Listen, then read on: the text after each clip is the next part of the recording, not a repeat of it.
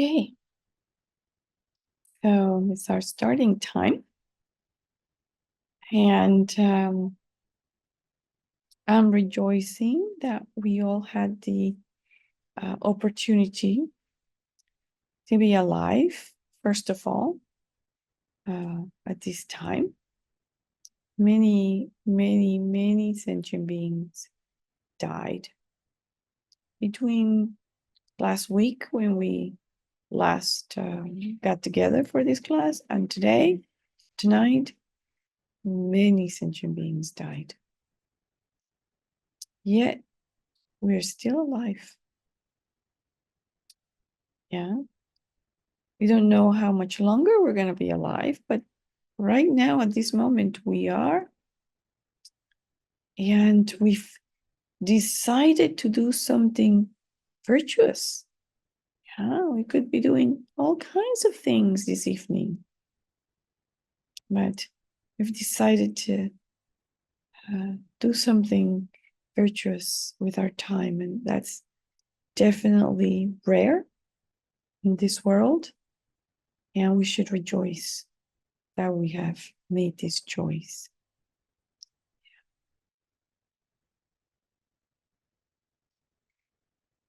And let's also rejoice that we've met the Dharma. Yeah. Some of us may have more time in the Dharma than others. Yeah, but we're all here because something has clicked for us in regards to the Dharma. Something has connected. Yeah, in our mind and heart. So again, that's something to rejoice.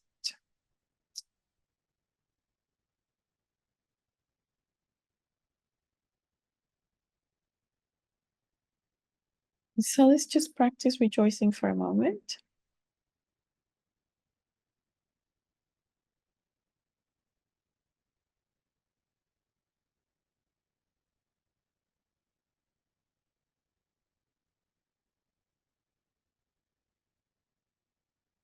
And then recognizing our great fortune. Yeah, we're just going to then sit quietly for a few moments and we're going to be observing our breath. Yeah, just for a few minutes, we're going to uh, observe the inhalation and exhalation.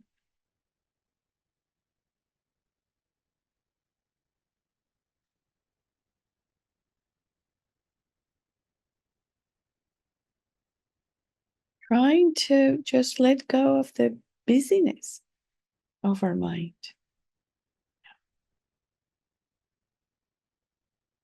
We're not trying to suppress our thoughts. We're not trying to push them down. We're just trying to notice them and then let them go. We're not going to follow them. We're not going to engage with our thoughts. We're with the sensations in our body, with the feelings arising. We're not going to follow any of that.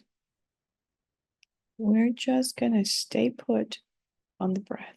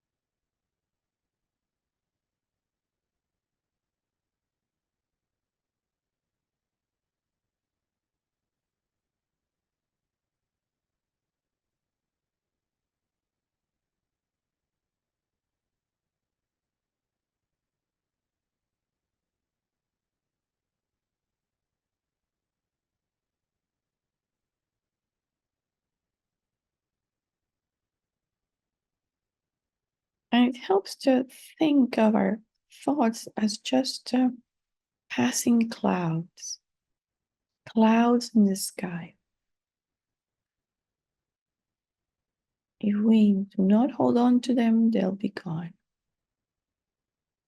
Like the wind takes the clouds away.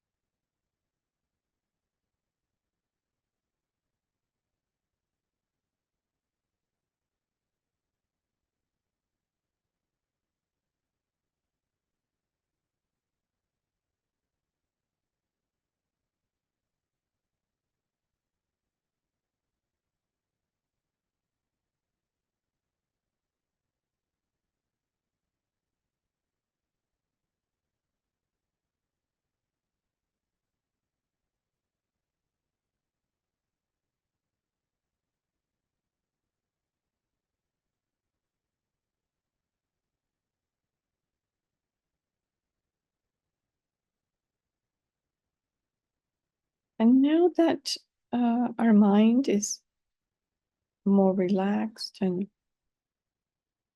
our body also more relaxed, we can shift our meditation to cultivate positive and altruistic motivation.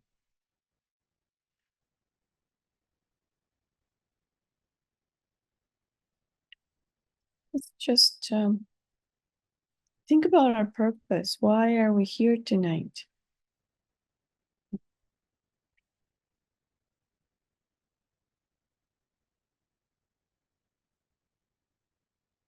And certainly, we're here because we're trying to practice the Dharma, and we're trying to figure out about how to make a connection with a spiritual teacher. Not just how to make a connection, but how to manage this relationship with such a special person in our life. You know?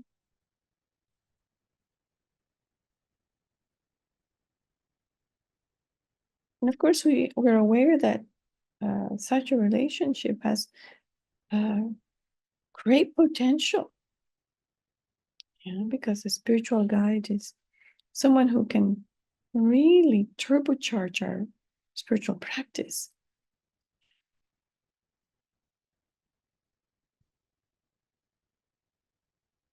And we know that our spiritual practice can bring us a lot of fulfillment, happiness, and it can help us go all the way to Buddhahood.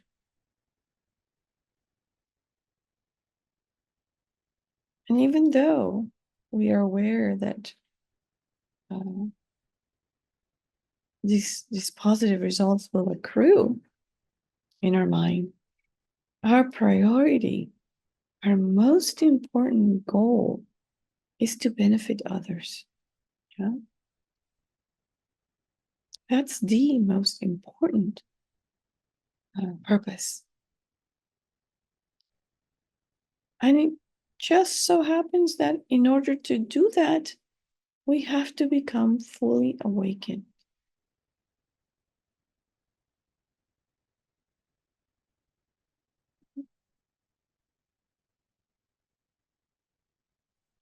And so we're here to figure out how to do that.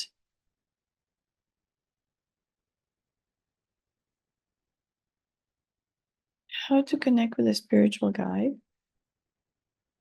who can help us follow the path so that we can benefit sentient beings.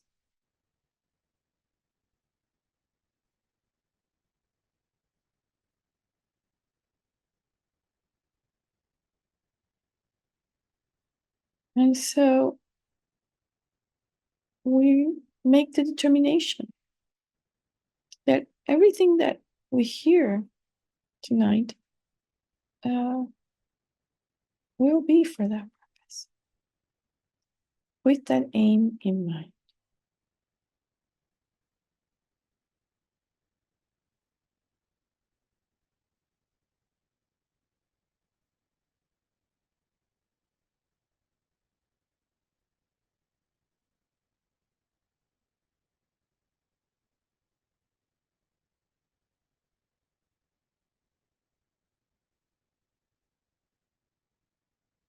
And so, with that motivation, we can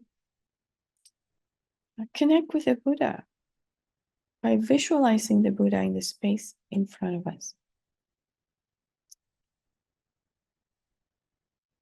And remembering that the Buddha is inseparable from our gurus, from our spiritual guides.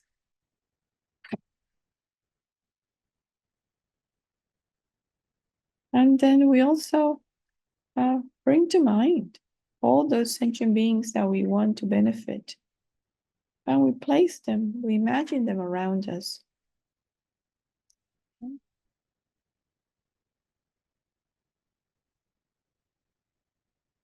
And they're all in human form, extending through the entire universe. And so we're opening our hearts to both the Buddha, inseparable from all of our gurus, and at the same time, we're opening our hearts to all sentient beings.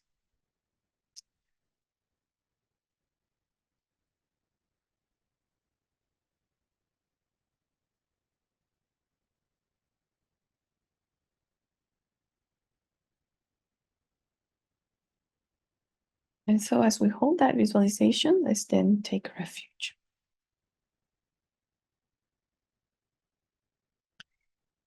I take refuge until I'm enlightened in the Buddha, the Dharma, and the Supreme Assembly. By my merits of listening to the Dharma, may I become a Buddha to benefit transmigratory beings. I take refuge until I'm enlightened in the Buddha, the Dharma, and the Supreme Assembly. By my merits of listening to the Dharma, may I become a Buddha to benefit transmigratory beings. I take refuge until I'm enlightened in the Buddha, the Dharma, and the Supreme Assembly. By my merits of listening to the Dharma, may I become a Buddha to benefit transmigratory beings.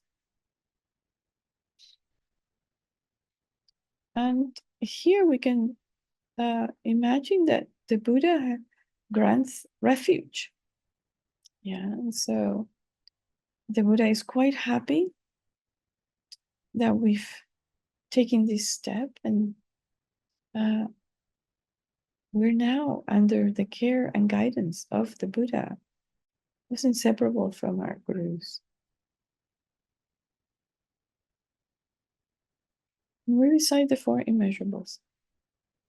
May all sentient beings have happiness and its causes. May all sentient beings be free of suffering and its causes. May all sentient beings now be separated from sorrowless bliss. May all sentient beings abide in equanimity, free of attachment and aversion.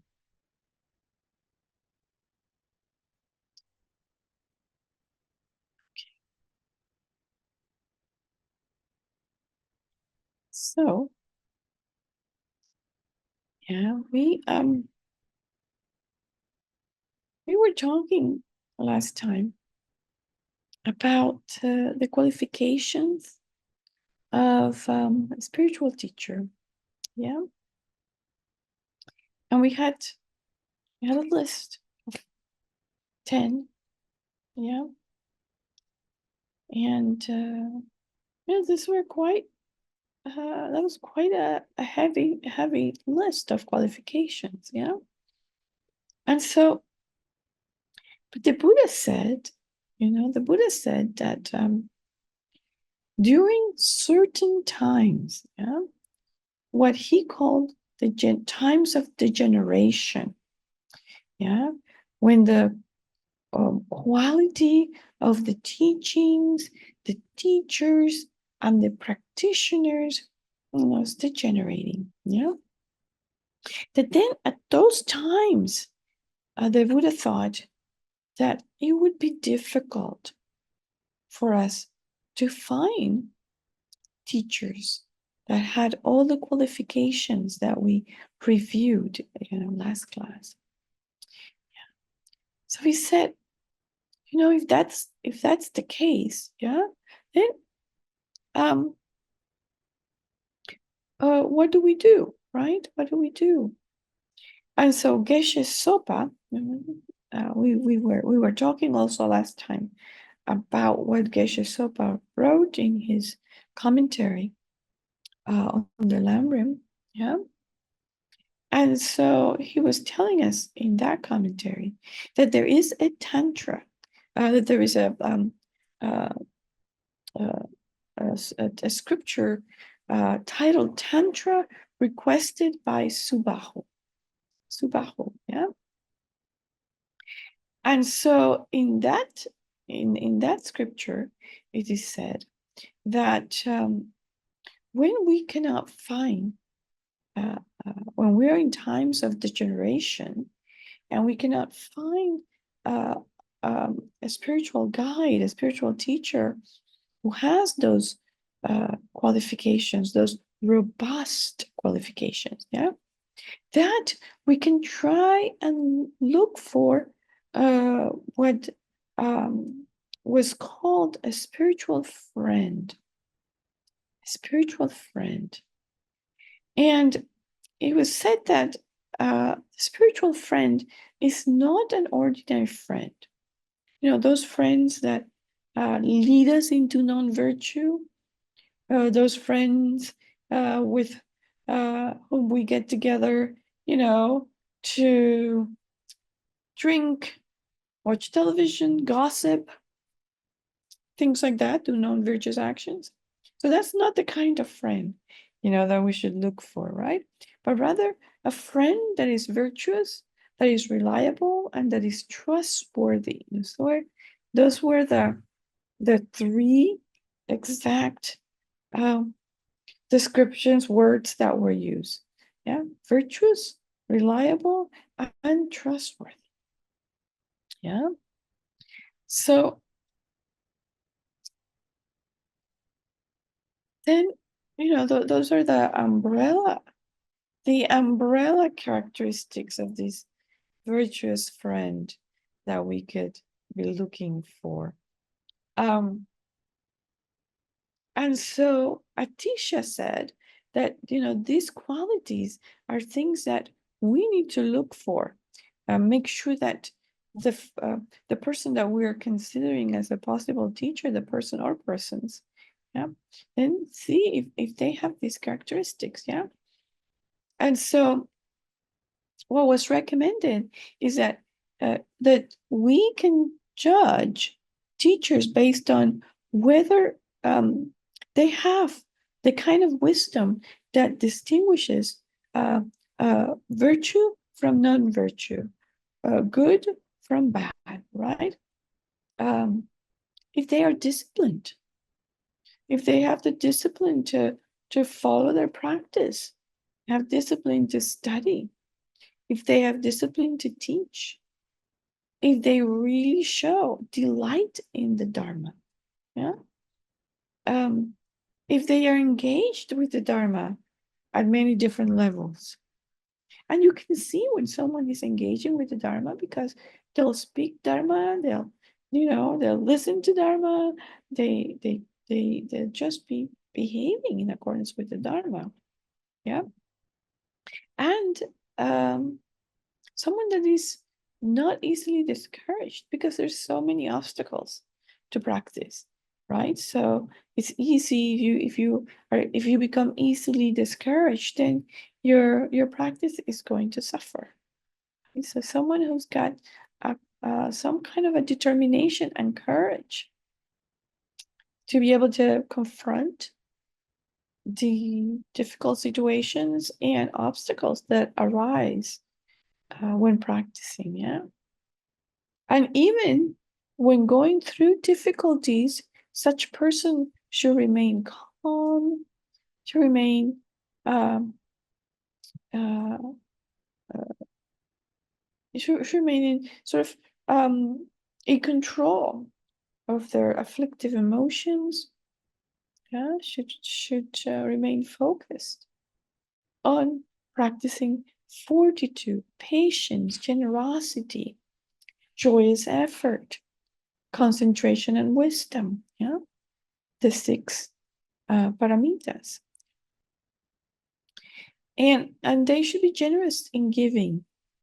Giving what? Giving teachings, giving to the poor, giving to the uh, to those who are dispossessed. Yeah. So, and what they give from their compassion. They're giving from their compassion without expecting anything in return.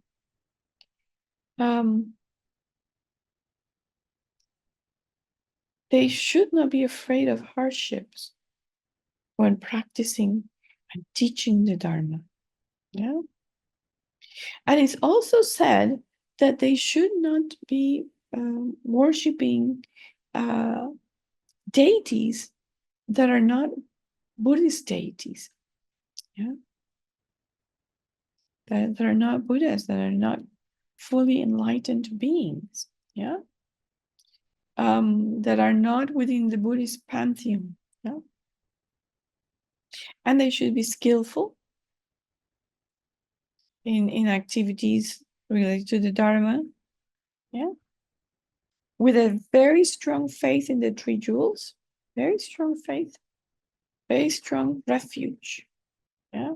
So not just blind faith, not blind faith at all, but the kind of faith that comes from having practiced and having validated the efficacy of the teachings. Yeah, it's a totally different thing. Having blind faith to having faith that is born from actual validation. Yeah, from uh, logical analysis. Yeah, from study and reflection. Those are very, very different things. And in Buddhism, yeah, we have faith, but faith that is based on being able to corroborate, being able to analyze logically, and arrive to the conclusions. Yeah, that support what the Buddha has taught. Yeah.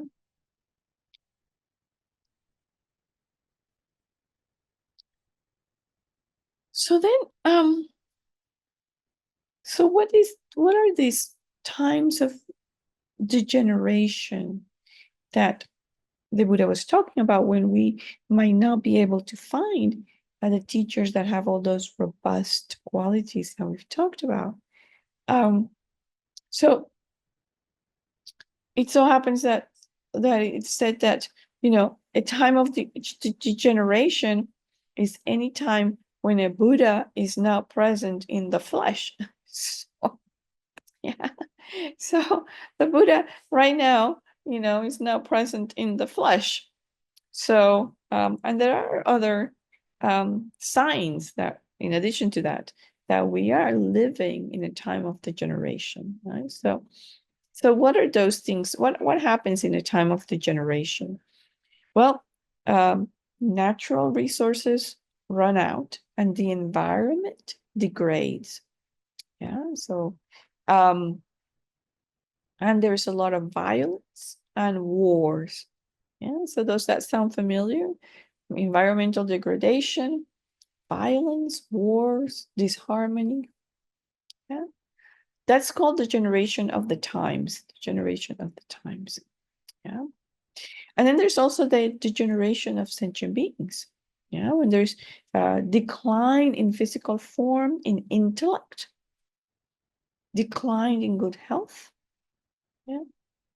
And then sentient beings become sort of entrenched in their wrong conceptions, so much so that they're very hard to subdue, to tame, to teach, to guide. Yeah. So the majority hold ideas that are antithetical to virtue, yeah, that are not virtuous. And they believe that those non-virtuous concepts and ideas and behaviors are actually the right thing to do. I mean, really, let's look at where we are right now in the world and see if that's not something that we are experiencing right now, right? Many sentient beings becoming intolerant to the point of hatred. That's what is known as the degeneration of sentient beings. And we can just see also that there are signs of that everywhere in the world. And then there's the degeneration of lifespan. I mean, that means that sentient beings will uh, gradually live shorter and shorter periods of time. Yeah, it is said that at some point, sentient beings will only live 10 years. Human beings will only live 10 years, right? So we're seeing that, what's our lifespan right now? If you look at a lifespan on most developed countries, you're talking about 80, 80 years old, with typically females living longer than males. Yeah, but about 80. Of course, we have the outliers in some areas where you can see someone living 115, 110, but those are not the norm. Those are the outliers. Yeah. And then we also have the generation of views and actions where sentient beings are engaging in the 10 non-virtuous actions. And uh, people are much more likely to engage in non-virtue than virtue. Yeah, people are much more likely to embrace wrong philosophies, wrong understandings of uh, of how to attain spiritual development, and where they find very difficult to generate the right views. And so we're seeing all of these. And then last, we have the degeneration of afflictions, where ignorance is so rooted in the mind, attachment and desire completely overwhelming the minds of sentient beings. We can also see that. And a lot of pride and arrogance, um, sort of like low degrees of tolerance and acceptance and respect towards others. Yeah.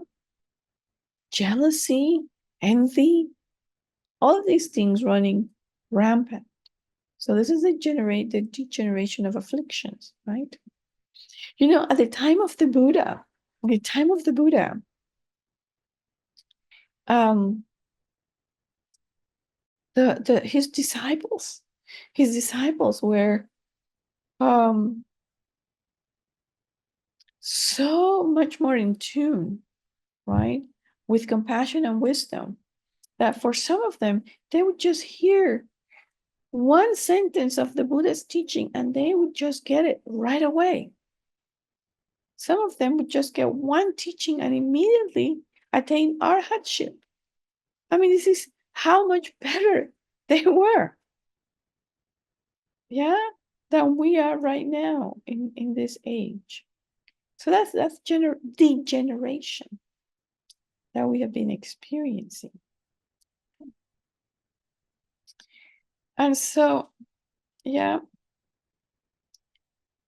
so we were reminded then by looking at this explanation of what degenerate times are, that we are in degenerate times. And that sometimes we may not be able to find these teachers. In many countries in the world, you may not be able to find a teacher. Yeah. Because as much as Buddhism has spread in the West, it still has not spread everywhere. Yeah. Where I am living, yeah, there's just like drops, little drops. Where I'm living right now, I live in a city of about 5 million people. I am the only Buddhist nun. Yeah. In a city of 5 million people. And the number of people here who are interested in Buddhism, I could count with my 10 fingers. I don't even get to my toes, just my 10 fingers. Yeah. So if we're looking for a teacher here, we're up the creek without a paddle. Just up the creek. Just, and we're not unique in that respect. You know? In this country, in this city, we're not unique. There are many, many, many places where you would be hard pressed to find a qualified teacher. So when we find that person, we better hold on to them. We better hold on to them. And so, Geshe Sopa is continuing to relate the teachings of this Tantra requested by Subahu. And he says, okay, in this Tantra requested by Subahu, the advice is, well, if you cannot find a teacher with all of these qualities, all of these attributes, then maybe find someone who has half of those attributes. And if you cannot find someone who's got half, then look for someone who has at least a quarter of them, right?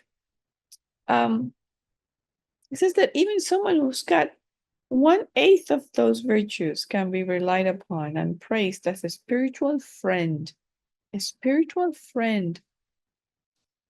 They call it a spiritual friend, not a spiritual guide. Yeah, a spiritual guide would be someone with those robust qualities. But you can have a spiritual friend that has some of these qualities that I just outlined from Geshe Sopa's wonderful, wonderful books, which I recommend them highly, those commentaries on the Lam Rim. Yeah.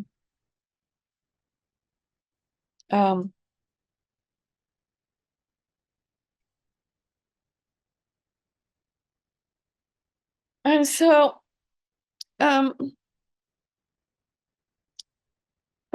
also Geshe Sopa mentions that, you know,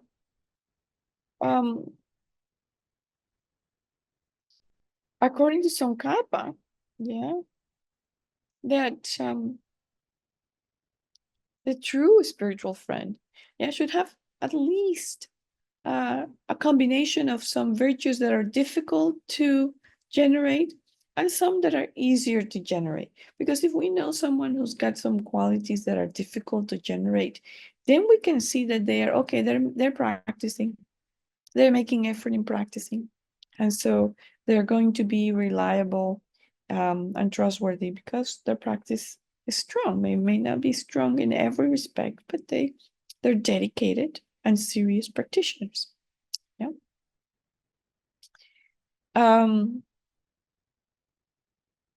so the example giving is that, a teacher may not have a direct realization of emptiness. Yeah, they may not have that in their tool bag and in their list of realizations, but that person may have a good understanding intellectually, a good understanding of emptiness, and may be very good at explaining it, at helping us follow the logic, at helping us understand the meditations and how to do the meditations on emptiness.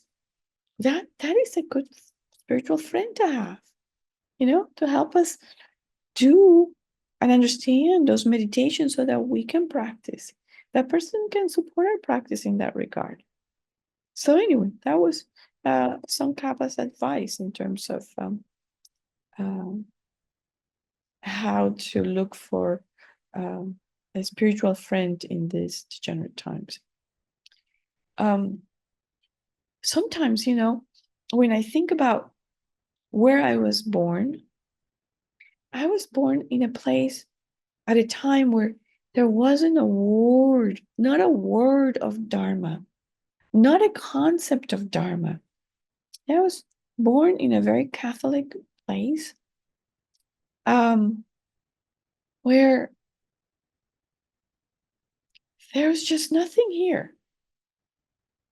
And to have had the amazing opportunity to have met beings like Lama Sopa Rinpoche, to have attended teachings from many other masters, to have met Venerable Thubten children, Venerable Sanya Kadro. I mean, we really have to treasure those opportunities, because they are very hard to find and they're still very rare in our world. Okay, so we're going to switch gears a little bit, and we're going to talk about something that we find in the scriptures a lot, something that you've probably heard from some teachers in the past. And it's this concept that our gurus are kinder. They're kinder than the Buddhas, than all of the Buddhas. So, and that might sound very strange. Yeah. The scriptures clearly say that. Yeah. The guru is kinder than the Buddhas, than all of the Buddhas. And then that would probably cause us to just pause and say, how is that possible? Yeah. How is it possible? Because, after all, the Buddha is a compassionate one. The Buddha appeared in this world. He sacrificed his life as a prince, his life of luxury and privilege, sacrificed his family and left all that behind to go practice in the forest. He became an ascetic, did so many years of practice, and then he worked very hard to attain enlightenment in order to benefit all of us, right? So, yeah, who can be kinder than that? Is that not the greatest kindness?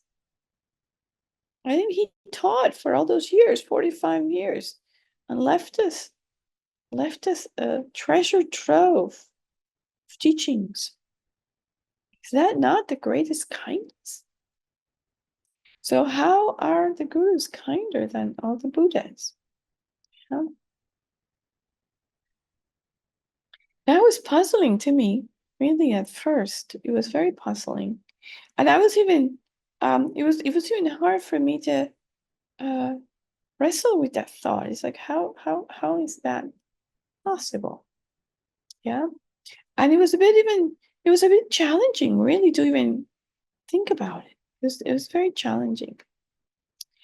So what happens is that, yeah, even though, of course, the Buddhists are compassionate, of course, they're wise. Yeah, no one challenges that. No one denies that. No one denies that it is it is uh, it is thanks to the Buddha that we have the teachings. Yeah, that we have this amazing store of 84,000 teachings. It's very much thanks to the Buddha. No one denies that. But what happens is we are not born in the time of a Buddha. We did not have the karma to be alive when the Buddha was alive. Yeah. So we were not able to get direct teachings from the Buddha. The Buddha came and went, and we weren't even in the picture. Yeah. But who's in the picture now? Well, the gurus, the teachers are in the picture now. And they have kept the teachings alive. Yeah. They have made it their life's goal to keep the teachings alive and to transmit the teachings to us in the purest of forms. Yeah. And so, yeah, the Buddhas, thanks to their enlightenment, thanks to all their effort, they are living in bodies of light that we cannot really see, even though they're all around us. Yeah, we have no way to connect one-on-one directly with those Buddhists. We cannot see them, we cannot talk to them. Yeah.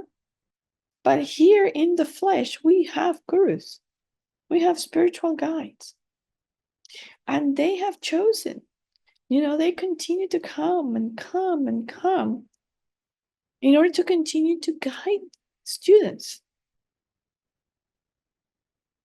And in order to do that, well, they have to be willing to undergo all of the difficulties of having a body and mind, yeah, appearing in cyclic existence.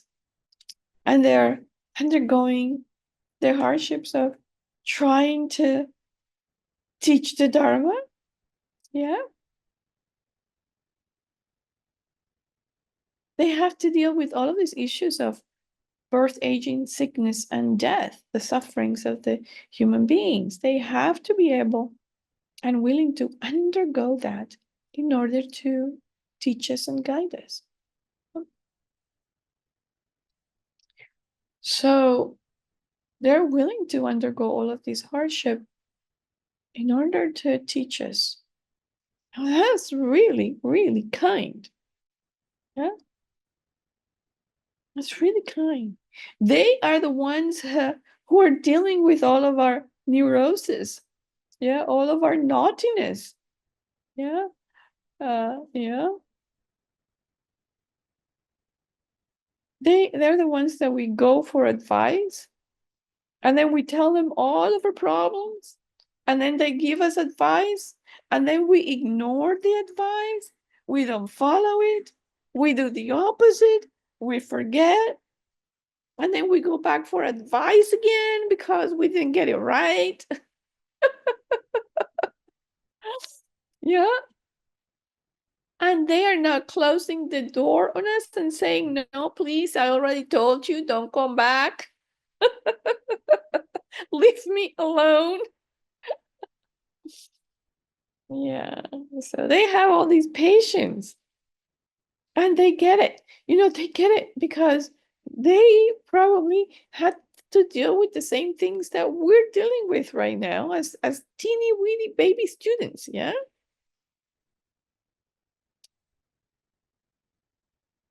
And So that's that's part of their job is, sort of dealing with uh, all of our, what should we say, idiosyncrasies? I don't know. Our inability to follow instructions. um,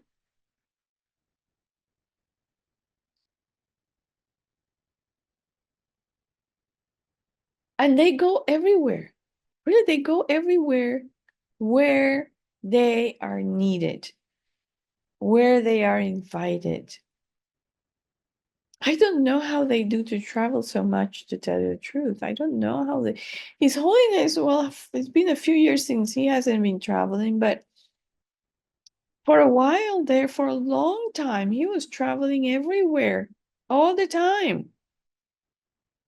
Yeah. Lama Sopa, the same thing. They just traveled. Wherever there was a need, there they showed. And that's it's not easy. Yeah. Getting on planes and trains and everything else to go, to provide teachings here and there and retreats here and there and empowerments here and there for our benefit. For our benefit. Yeah. Now the Buddhists are everywhere. They're everywhere spontaneously. Yeah, the Buddhists don't have to make an effort to be everywhere at once. But our teachers, they have to travel in planes and trains and cars and everything else. And so, that takes some commitment, some kindness. Yeah. Um,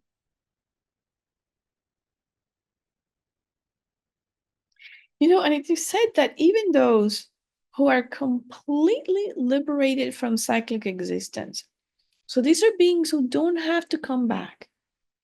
Yeah, if they wanted to avoid this whole nightmare, they they had the opportunity to do that. Yeah, oh no. Sorry, I did my job. I'm liberated. Bye. Ciao. Good luck. But they choose to come back. And that is real kindness. Yeah. How many times have we chosen to go back into an uncomfortable and difficult situation to help a being?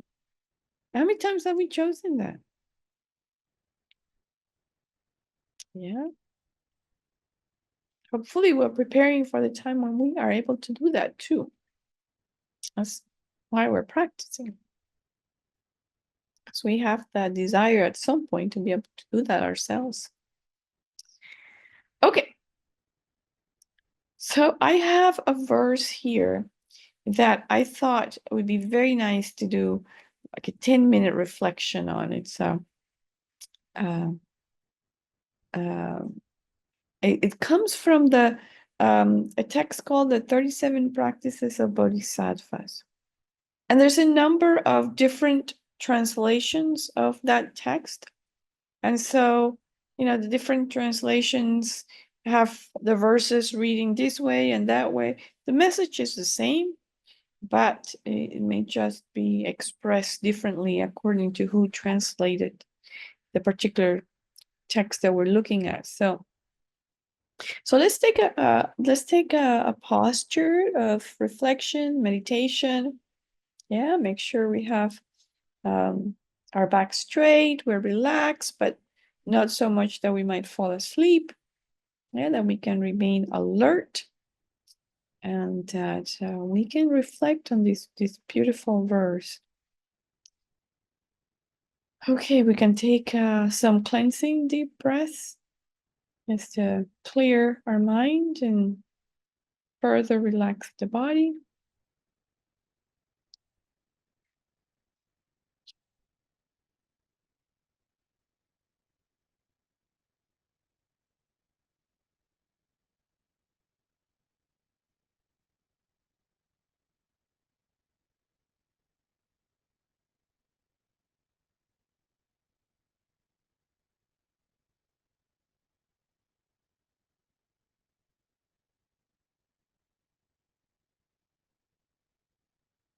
Okay.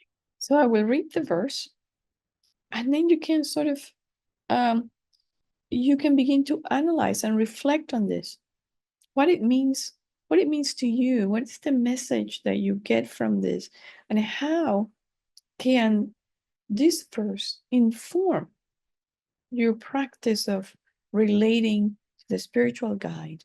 Okay.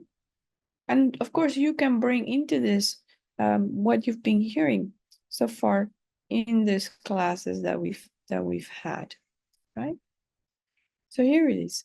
It says, when you rely on them, meaning the spiritual guides, the spiritual teachers, your faults come to an end, and your good qualities will grow like the waxing moon. Cherish spiritual teachers even more than your own body.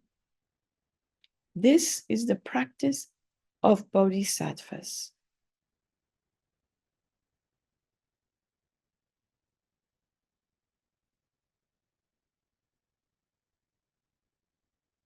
I'm going to read it a second time, and then we'll have 10 minutes to sit quietly and reflect on it. When you rely on them, your faults come to an end, and your good qualities grow like the waxing moon. Cherish spiritual teachers even more than your own body. This is the practice of bodhisattvas.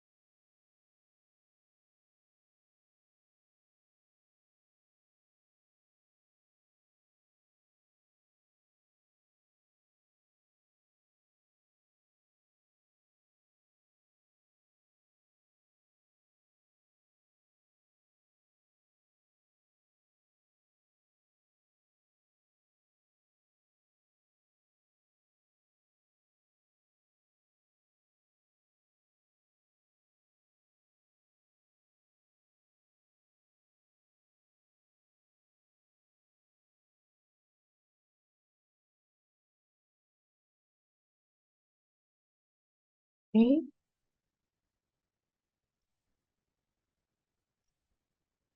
We're going to switch gears a little bit again. We've covered quite a bit of ground in the last, so this is our next to the last class almost. So this is the 5th class, and we've talked about the different categories of spiritual mentors. We've talked about the qualities. We've talked about how to listen to the teachings, as well as the inner qualities that we need to develop in order to become a qualified disciple. Yeah. And so we're going to move to talk a little bit about how we request inspiration from the guru. Yeah. So we do it through a prayer that's called the 7-limb prayer. And if you recall, we already had some discussion about what's the inspiration. So we talked about inspiration, what it means in terms of our relationship with the spiritual teacher, and so forth. So we're going to talk now about how to do it in terms of a prayer. So it's kind of a formula or a structure that we're going to look at that allows us to connect deeply with the guru and to make requests, to request inspiration. And so, but then there are instructions on how to do it. Yeah. What kind of an attitude we need to have when we are requesting inspiration in this way. Because here, we're requesting something from the guru, and we need to sort of open ourselves to receiving. Yeah. So one thing is to make the request, but we also need to work with ourselves so that we can receive what the guru has to give. Yeah. So we should remember that we are looking at the guru as someone who is like a doctor. Yeah, can provide to us what we need to take care of our illness of ignorance, attachment, and anger. Yeah, so it's very illness of being trapped in cyclic existence. Yeah, and the thing is, we're going to be requesting something, and we think we know what we need. Yeah, since we're not just going to request inspiration, but I'm going to request that I want to understand. Let's say I want to understand emptiness, and that's what I need. I need to understand emptiness. Yeah. And so we are doing this practice of the 7th prayer with this expectation that, okay, I want the teacher to help me understand emptiness because that's what I need. And so what happens is that our mind closes. Instead of opening our mind and our heart, with this expectation, we're closing our mind and our heart to anything else that the guru might deem appropriate for us. Yeah, maybe the guru's idea is, I know you probably need some inspiration to, maybe you just need some understanding of refuge, some understanding of renunciation, So when we open our heart to receive, we will receive that which we are ready to receive. We will receive that which is more helpful to us, depending on where we are spiritually at that moment. Yeah. But if we start sort of being picky, thinking that we know what we need, we're creating obstacles right there. Yeah. We're creating obstacles. So the best attitude to do this, to do these prayers, an attitude of openness, but also humility.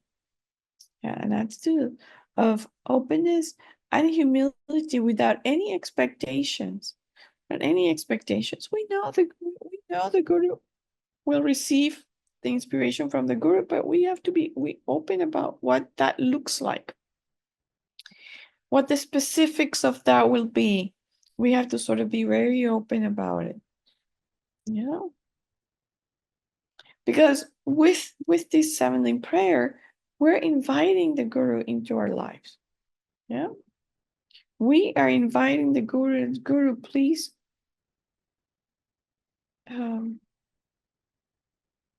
please help me out here.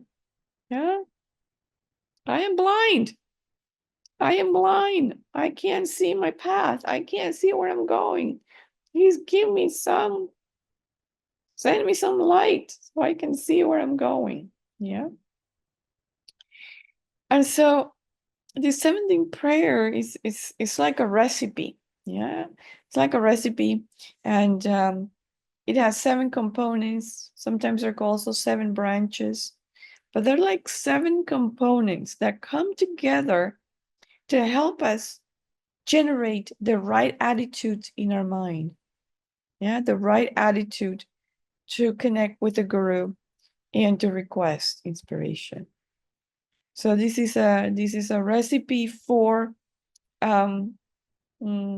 creating a fertile ground in our mind to receive what the Guru will give us, that will benefit us, right? So with this prayer, we purify and we generate a lot of merit and a lot of purification. Yeah. So with this 7 limb prayer, usually there is a recitation, there is a verse. In the short form, there's a short form and there's longer forms, right? In the shorter form, there may be one verse related to each one of these 7 branches or 7 components. Yeah.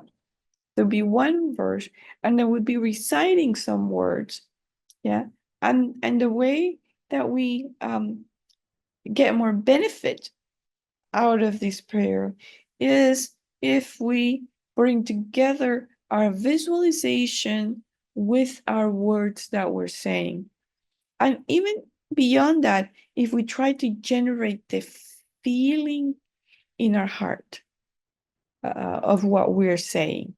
So when those 3 things come together, the feeling that we're generating, the words that we're saying, and the visualization, now we have a very powerful practice that will help us connect with the Gurus, and that will help us purify and generate merit. Okay. So there's 7 limbs or 7 branches or 7 components,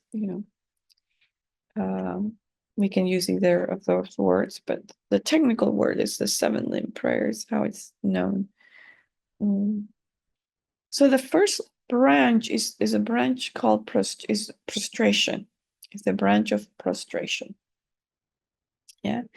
And so when we read the verse or verses connected with the prostration branch or limb, yeah, here what we're trying to do is generate an attitude of humility. Yeah. Recognizing that the Guru knows more than we do, is wiser and more compassionate. Yeah. So we're lowering our heads, bowing our heads to generate humility, to dispel, to overcome arrogance and pride. Because in a mind that is full of arrogance and pride, nothing can go in. Yeah, it's like that the vessel that's upside down. If you remember the time that we talked about the faults of the vessel, yeah, or the hindrances of the pot. If the pot's upside down, nothing is going in there.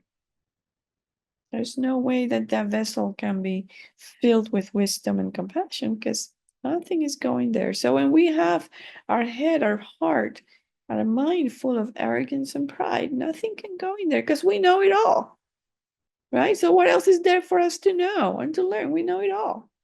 We understand it all. Yeah. So the first limb really help us cut through that by helping us generate humility with the prostration. Yeah. And we have, in some instances in our life, we've had resistance, a lot of resistance to accepting and acknowledging that maybe somebody knows more than we do, that maybe somebody's wiser than we do. Yeah. Because we think we know everything about our lives. We know everything about our lives. We know what's best for me. I know what's best for me. You don't need to come and tell me what's best for me. We have these attitudes. They may not be like on the surface, but if we take a little bit, they're there. Yeah. So then we have a lot of resistance. Yeah. And that kind of resistance is going to close our heart. It's going to create hindrance and obstacles in receiving from our guru. Yeah, so we have to dispel that. Yeah.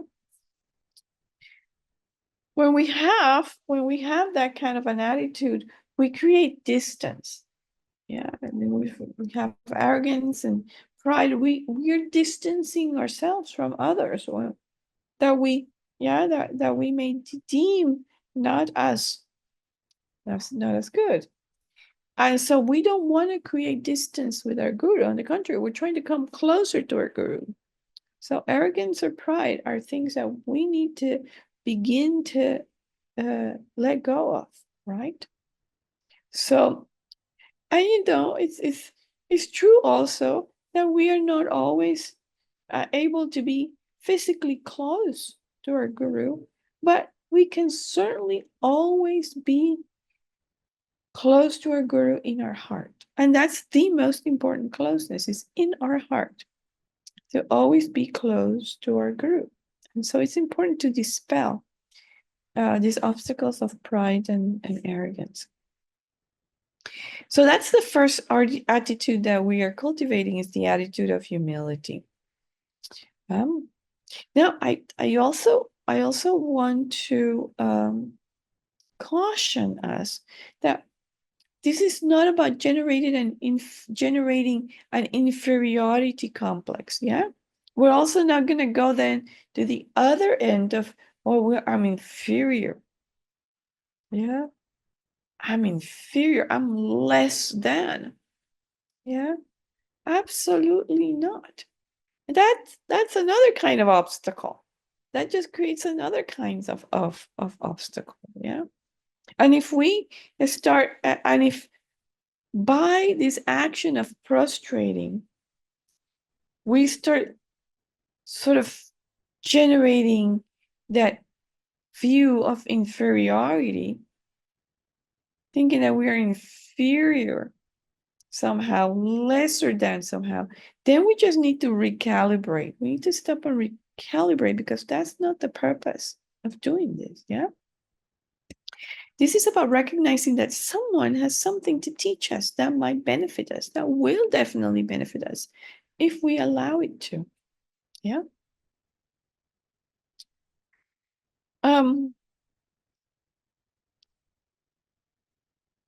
So we have to be open to learning, open to challenging our long held wrong ideas and wrong views. Yeah, we have to be open to that. And it can be challenging and scary. Yeah. And so when we're reciting this verse or verses of prostration, we can do the prostration mudra with our hands together and the thumbs inside, prostration. Yeah. But we can also visualize ourselves prostrating. And we can prostrate We can visualize the Buddha in front of us, who is inseparable from our gurus, represents all of our gurus. And we're reciting our prostration verse with our palms together, and we can be visualizing that we are prostrating at the same time. Okay, so that's the first one. And from there, we go on to the branch or the limb of offering. Yeah, so that's the second component or branch. Yeah,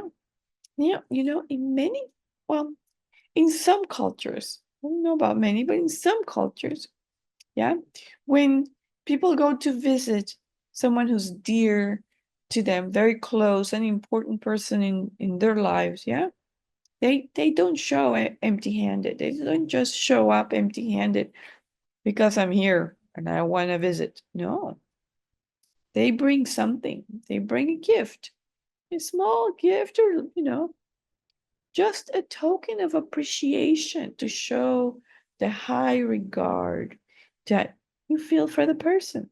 Yeah. So likewise, yeah, when we're connecting with our guru through this prayer, we want to show that appreciation. Yeah, we want to show that this is an important relationship and this is something important that we are requesting, and so we make an offering. Yeah, and so we can visualize the offerings as we are reciting the offering verse or verses. Yeah. And of course, we can also visualize, we can also just think, I'm offering my practice, which is actually the best offering that we can make to our guru. So I'm offering my practice.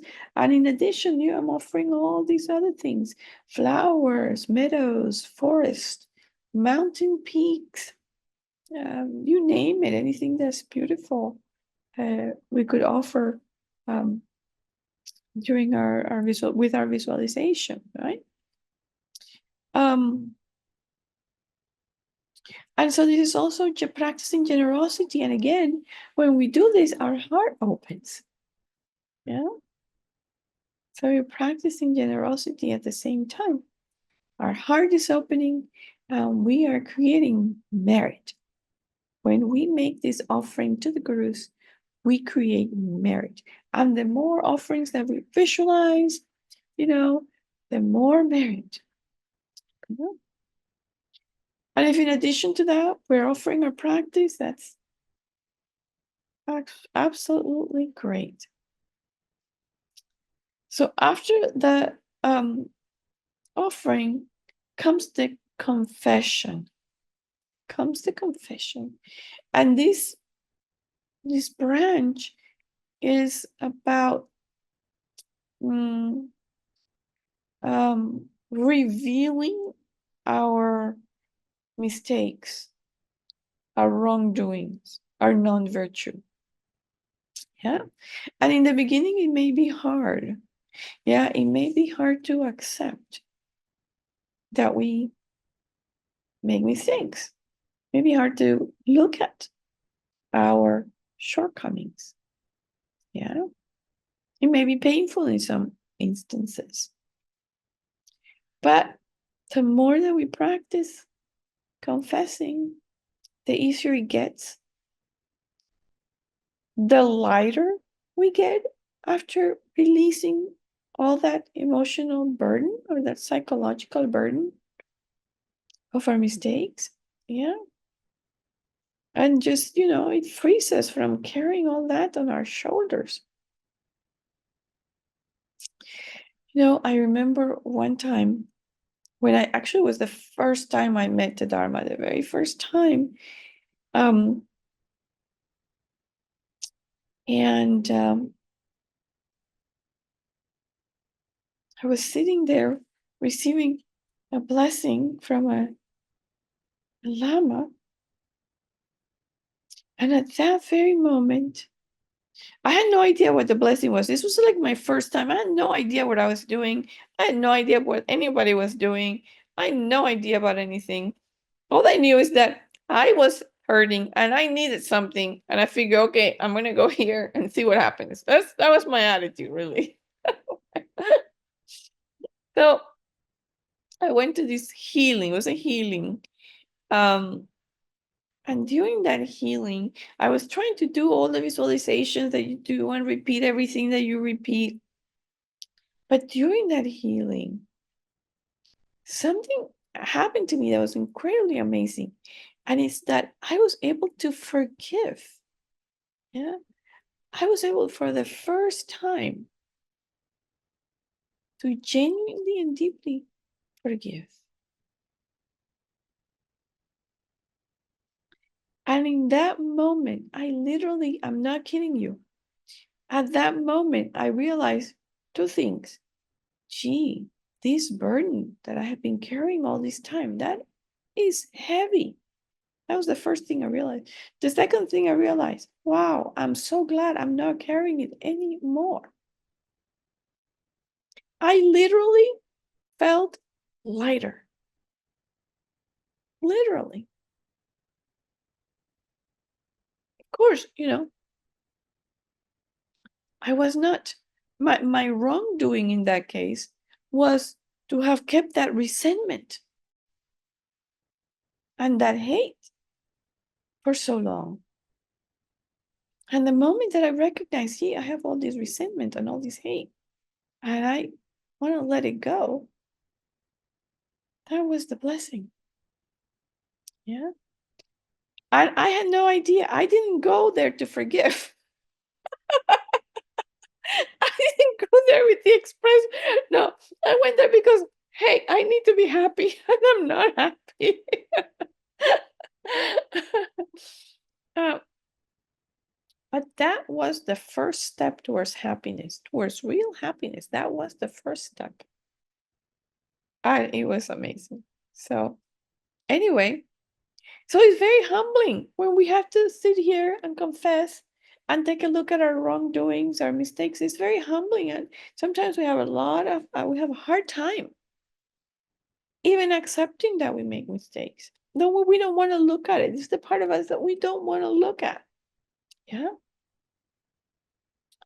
But when we are able to have that kind of honesty with ourselves, without blaming or feeling guilty or judging ourselves or just, you know, castigating ourselves, when we're able to do that, there's immense growth there.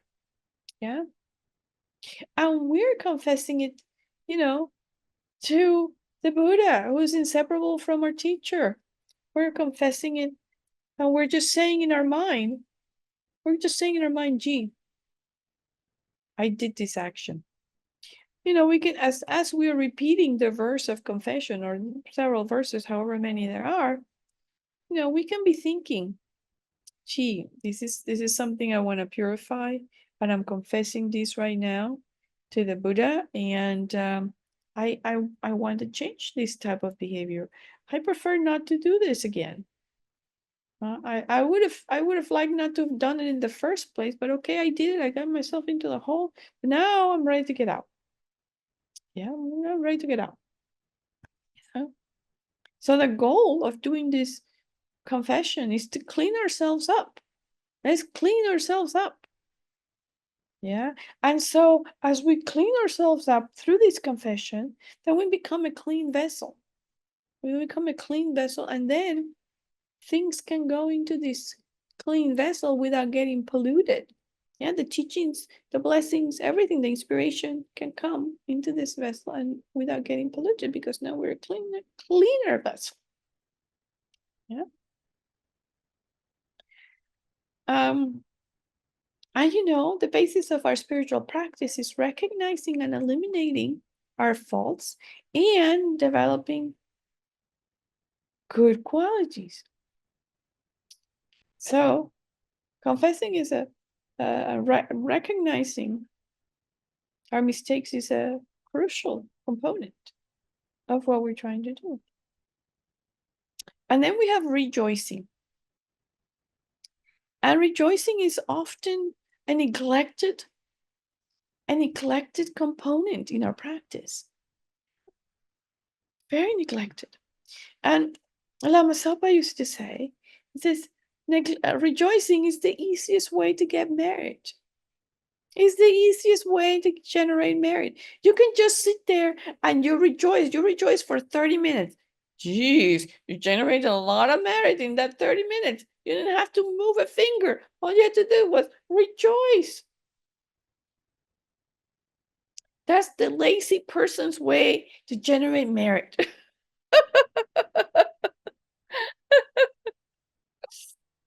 So much the better, right? So what do we rejoice in? We rejoice in the virtue, because sometimes we rejoice in non-virtue. Sometimes we rejoice when people do things that are not good, or we rejoice sometimes in the bad luck, the hardship of other people. Sometimes we do that. Yeah. But here in this particular branch of rejoicing, we're going to rejoice at all the merit, all the virtue people are creating everywhere. Buddhas, the virtue and the merit of the Buddhas, Bodhisattvas, all of the holy beings, all of their amazing virtue. We're going to rejoice in the virtue created by our teachers, created by our peers, sentient beings everywhere of every kind, all of their virtue. And then we're going to rejoice in our own virtue. And we can take a stock of all the good things that we've done. Yeah, wow, I rejoiced that I woke up and I meditated. Yes, I went to that retreat even though I wasn't feeling sure like I wanted to go, but yes, I went. Excellent. Excellent. I volunteered with that charity when they needed somebody, and I knew I wanted to paint the fence, but instead I volunteered for that group. Excellent. How wonderful. Yeah, so we can just make a list and rejoice. I went to the teaching and I took notes. Ah, I'm delighted. How wonderful. I purified today. I did the Vajrasattva purification. I did 35, the prostration to the 35 Buddhas. Excellent. So we rejoice. And the more we rejoice at our virtue and everybody else's virtue, the more merit we're going to get. My teacher, Venerable Chödrön, used to say that she's a direct disciple of Lama Yeshe and Lama Sopa Rinpoche. So she used to say that Lama Sopa, when they got to this rejoicing branch, he would just stop for a long time.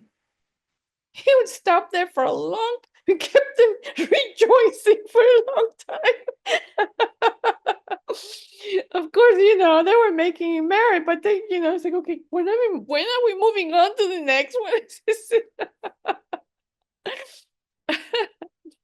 So, okay, I think we're gonna have to stop there because we've sort of gotten to our stopping time, and I still had stuff to go through, but I think it's a good place to stop. I think it's very fortuitous that we're stopping at the rejoicing branch, because we can rejoice that we've had this chance, this opportunity tonight. It's been lovely to just be able to talk about this amazing, it's just such a wonderful topic, really. Okay, so let's take a moment to rejoice, to kind of think about the important points of tonight that you want to remember, that you want to take into your practice, that you want to ponder and reflect on in the next few days. Let's just do that for a few moments, and then we can dedicate if there are no questions or comments. Okay.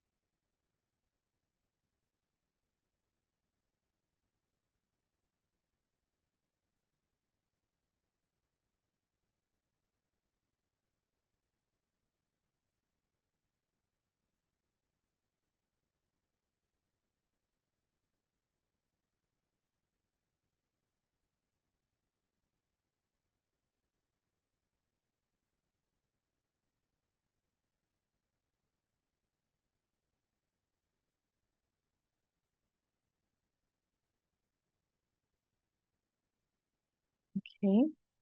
So in your handouts, there is a practice, Shakyamuni Buddha practice, that is incorporating the seven ling prayer. So if you have time, you can go over that and try to practice that Shakyamuni Buddha practice and look at incorporating and look at practicing some of these things that we talked about as you are reciting seven ling prayer that's attached to that practice of Shakyamuni Buddha. So, okay. And so if there are no comments or questions, then we can just okay.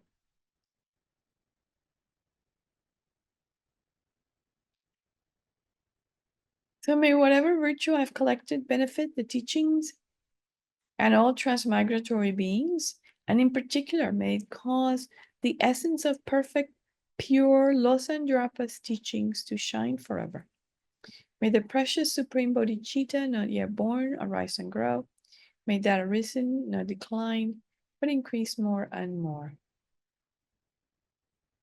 In the land encircled by snow mountains, you are the source of all happiness and good.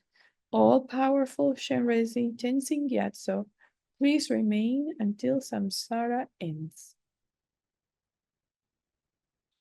Fearless teacher, an assembly of the children of the victorious ones, Shravakas and Pratyeka Buddhas, victorious Losan, father and sons, along with the lineage masters, all the objects of refuge of infinite lands, please bestow the virtue and goodness of accomplishing this prayer here and now.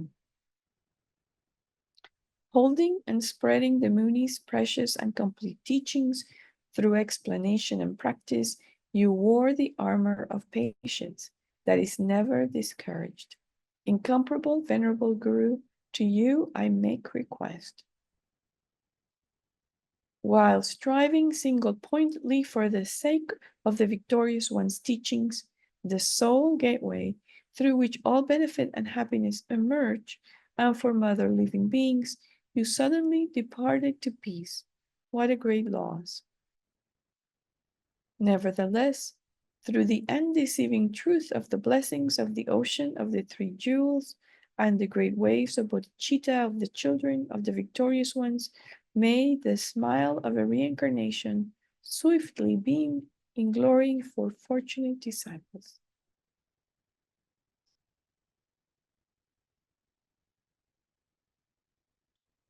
Okay, so the next class I think is the last in this series. It'll be next Monday. So wow, it went fast. Amazing. All right. So thank you and see you all and have a wonderful evening. Yeah, and a great week. Be safe and take care.